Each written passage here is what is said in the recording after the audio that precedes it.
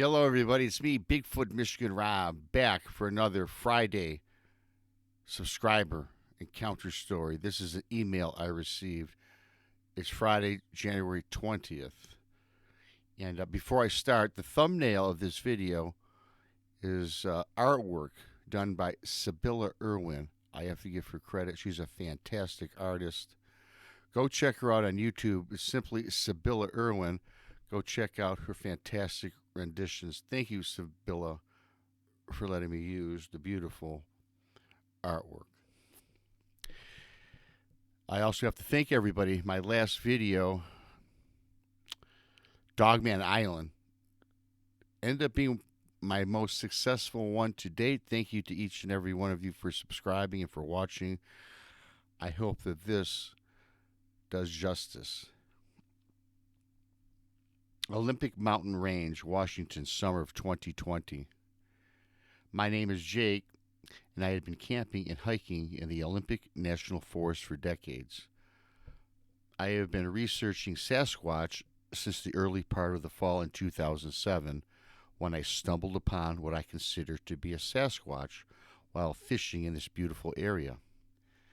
After a successful day's catch, I headed back up the trail to my campsite when suddenly, from behind a huge tree, a rather tall and upright being darted out directly in my path. It glanced at me and with one stride disappeared to the other side of the trail. This happened very fast, and this person, and I do say person, appeared to have a human-like face, yet was covered in black hair, had extreme girth and height, but was too odd and too huge to be an actual person. I had wondered at what this was, and I started to read up on Bigfoot and the like. I studied First Nations to American researchers and watched several commercial television shows, just enough to pique my interest and start my new pursuits of investigating this enigmatic beast. At the start of this story, I mentioned the year 2020. This is when my suspicions of the actual existence of Sasquatch hit me. Sure, I saw something in 2007, but still was not yet convinced of what I had seen. I had 13 years of research under my belt and had made discoveries of several oversized footprints. I had seen the usual tree breaks and structures, and even have some recordings of what I believe to be whoops and hollers. But still nothing visual since 2007. I had done a lot of talking with First Nations people. I, being a white man, found it difficult to hear stories or get information from local tribes. Then, one day, while at a hardware store in town, buying plaster for a print that I had found earlier in the day, a tribesman who introduced himself as Elder Dan asked what the supplies were for. I found it exciting that I was approached by an elder and excitedly started talking about Sasquatch. Dan took an interest in me and invited me over to his home after I had casted my possible print.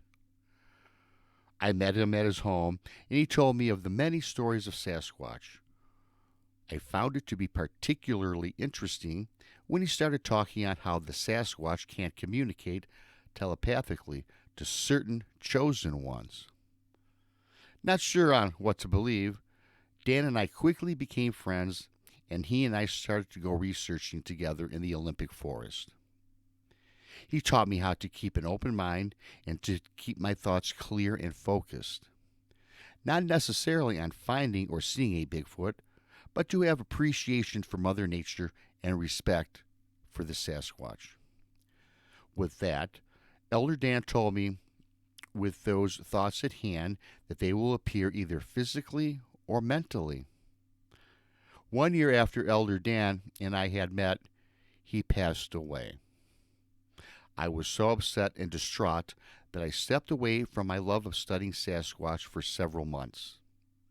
Then, while asleep, I was awoken by somebody whispering in my ear, as clearly and as concise as you could ever imagine. The voice inside my head spoke these words to me: Before sunrise, go to you and Elder Dan's favorite spot in the forest. I thought I was dreaming, but this seemed all too real, and in fact, the words spoken eerily sounded like the voice of my dear friend, Elder Dan. I now feel compelled to listen to these words, and before sunrise, I headed to Elder Dan's and my favorite research area. I felt different that morning. I could not put a finger on it, but thought to myself, today I will discover the truth. Upon reaching our research area, I immediately did not feel, but I knew, not felt, and knew I was being watched.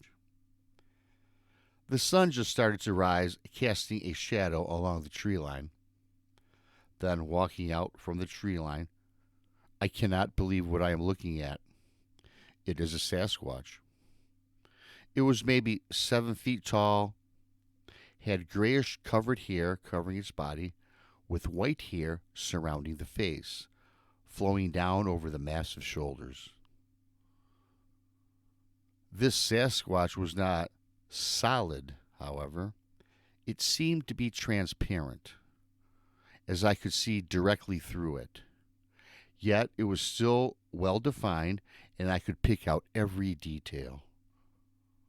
Then it spoke, but not aloud, but telepathically. Thanks for joining me here, my dear lost friend. I was shocked. I strained my eyes at this Sasquatch to look at its face. The face is important because, just like earlier, the spoken words sounded like those of Elder Dan.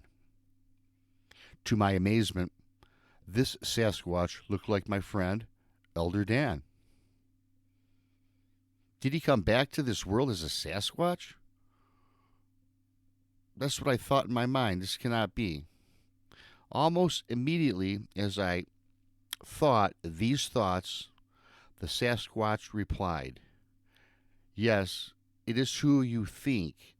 Do not let the passing of Elder Dan hinder your love for the Sasquatch, for I am here to guide you." To this day, I speak with Elder Dan, this Sasquatch friend, and he helps me with my research. I have not seen the old tribesman since that morning in the forest, but he is there and continues to speak about respecting Mother Nature and the existence of the Sasquatch people. I still do not know if, in fact, this is Elder Dan in Sasquatch form. I do believe that he is with me to this day, however, and I have a special relationship with Mother Nature and myself. I have a newfound respect for all the beings of the forest, whether in human form or in spirit. Well, you guys, that is really interesting and amazing. Elder Dan takes this guy under his wings. Elder Dan passes away, gets this thought in his head during the morning to go to their favorite research spot. The communication is that of Elder Dan.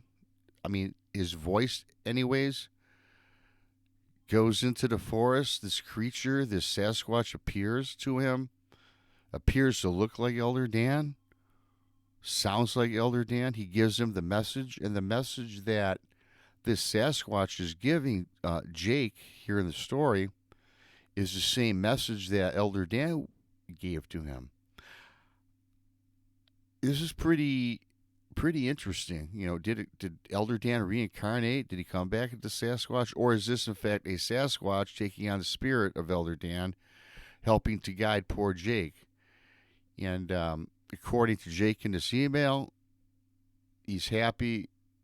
His research, I guess, is thriving. I hope that he reaches back to me because I like to hear future stories and what his research has come across. But what do you think? Can Sasquatch talk with us telepathically? I know a lot of First Nations tribes believe in it. I know a lot of you believe in it. Leave a comment. Subscribe to Bigfoot Michigan Rob on YouTube. I love each and every single one of you. I do this for you. I do this for the subscribers and people who send in emails. I appreciate all your stories. I read them all. I love them all. And again, until next time, Bigfoot, Michigan Rob, have a great weekend.